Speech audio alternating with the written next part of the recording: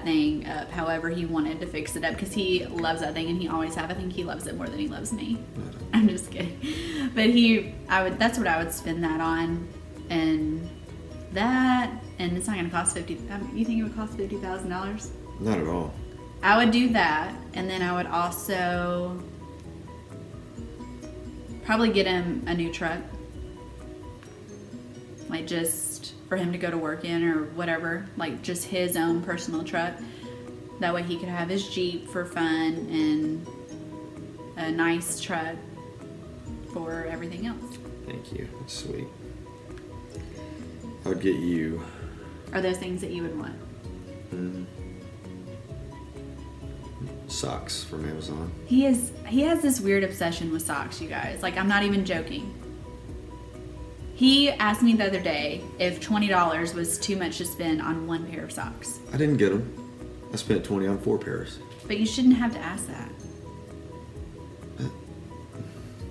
They're just socks. To be fair, it's really cold where I work, and there are socks that we're going to keep my feet warm. He talks about socks every day. He'll mention something about socks once a day at least. He'll be like, babe, those socks that I have are amazing. Well, they are. Or he'll say, babe, I really need some new socks, even though I just bought some yesterday. I haven't said I need new ones since they showed up. But I did realize... They just showed up yesterday. I realized when I realized that I'm old was the other day when I got Amazon gift cards for Christmas. And what I got on Amazon was a 4-pack of nice socks and a new vest. And I was excited about that. That is a nice vest. And I was waiting on them to show up. And I was excited when the mailman brought my package. And that's when I realized that I'm old. Because I got excited about a vest and a 4-pack of socks. And I'm okay with it. I have no problem with it. It's a nice vest. Moving on. Nice vest. Comfortable socks. He could probably make an entire YouTube video just about socks. I don't have... You could have a YouTube channel about socks. I could not have a YouTube channel. Spend a little money one time. That's what you get. Moving on. $50,000 for Jacqueline. This ought to be good. A $50,000 Sephora gift card. It would last 2 minutes. And she'd get 3 bags of makeup. Whatever, I'd take it. She wants a white BMW. I'll get her a white BMW. Meg, you're sweet. You remember that. Next, what are your pet peeves? Oh, gosh. What aren't my pet peeves? Wait, okay, so what are our pet peeves about one another or just in general? Let's just answer both. So my pet peeve, well, I'll let you go first. Jacqueline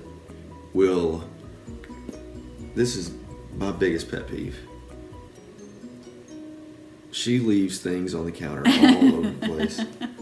She cannot. He's talking about like a Coke Zero can. No, Coke cans. That's a good example. Perfect example.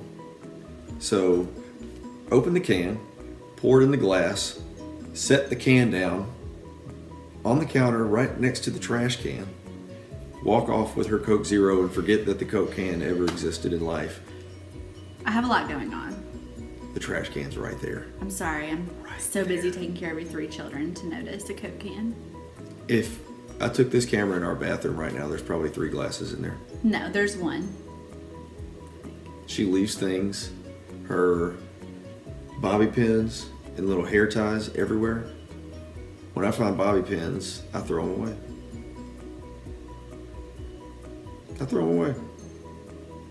And then she can't find them. And I tell her that I throw them away. And also suggest that she keep them all in one place, and then whenever she's done with them, she put them back in the place she got them from. And they end up everywhere, and she can't find them because I threw them away. She still doesn't get it. What a jerk. What else are pet peeves? What are your pet peeves about just like in general, like in life? You answer something about me, and I'll be thinking about that. Okay. So my biggest pet peeve about Jonathan is how long it takes for him to wake up. That's true. It is a nightmare. And that's putting it lightly. I like to sleep. I will go in there. Oh, here's a good example. So, let's see. When the twins were first born, they were a few weeks old, and he said that it was probably like 3 o'clock in the morning. And it was one of the times that they woke up to feed. And he went to go use the bathroom in our bedroom because we had it camped out in our living room on the couch because it was just easier that way. It was away from Cameron's room. So he went back to our bedroom to go to the bathroom. I did. Go to the bathroom. And it, like, maybe 10-15 minutes passed. I'm in there by myself taking care of these 2 newborn babies that I'm like, I have no idea what to do with you kids at the same time at this point.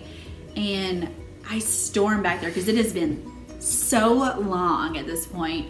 And I found him just passed out on the bed, which is understandable. But I don't think anyone could quite understand my rage at this point because I'm sitting there, have no sleep as well. I'm taking care of these children. I'm expecting help from my husband. And I go back there and he's just passed out snoring on the bed. And I'm like, get up! And I don't think I've ever been so mad. I remember looking at I came out of the bathroom, I looked at the bed and I was like, oh, I'm just going to lay down for 1 second. I'm just going to put my head Who does that? It was a nice nap. I hope so. I hope it was worth it. It was worth it. Totally worth it. But no, for real, like even if he's just getting up in the mornings, he works nights, so he has to sleep during the day. So whenever I go to get him up at 3, 4, 5, I have to wake him up so many. I can't tell you how many times that he has slept through his alarm. Oh, another good example is one year on my birthday. We were supposed to go to Muddy's to get cupcakes, and then we were going to go to the zoo. And both things happened. And he lived with a roommate, and I was still living at home. And so anyways, I'm calling him. He doesn't answer his phone because he's like dead when he's asleep. I mean, he doesn't know anything is going on. There could be a tornado going on right next to him, and he would have no idea. That literally happened when I was a kid. There's a tornado going through West Memphis, and I slept through it. There you go. So anyways, I end up just driving over there because it's my birthday. I'm like, you are not ruining my day. And luckily his roommate was home and he let me in, and I like go and bang on his like bedroom door, and I'm like, get up! And I'm like, you ruined my birthday. I mean, looking back now, it's so stupid, but he just won't wake up. And he's been late to work so many times because he sleeps through his alarm, and he expects me to just go in there and wake him up, and I'm like, I'm not doing it. So, because I'm petty. So that's my biggest. Another pet peeve of mine is how he's always late to everything. No matter what, we could get up, say we have to be somewhere at 10 o'clock in the morning. We could get up at 6 or 7 a.m. and we would still be there late. For no reason. It's because it takes you 3 hours to get ready. Me? I'm ready to go. Are you? Yeah. Are you? Yeah. Anyway, so what are your pet peeves about, like, just general life? About life? I don't know. I was listening to you berate me for so long. I didn't have time to think about it. Just sitting here thinking about how lazy of a person I am. I didn't say you were lazy. Sleeping. I am hard to wake up. You ask my mother, she had a struggle with me when I was a kid. It's always been that way. Dad's the same way. Don't even get me started. As far as my pet peeve goes for life, I guess, it would probably be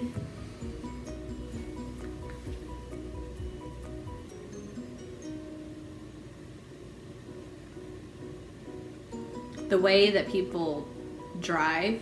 Maybe, I mean, not all people, but a lot of people. Who are inconsiderate really bother me. People who are lazy. Like when you're at work and you have a lazy coworker and you're having to pick up the slack for them, that is one of my all-time biggest pet peeves because I'm such a go-getter. I'm such a worker.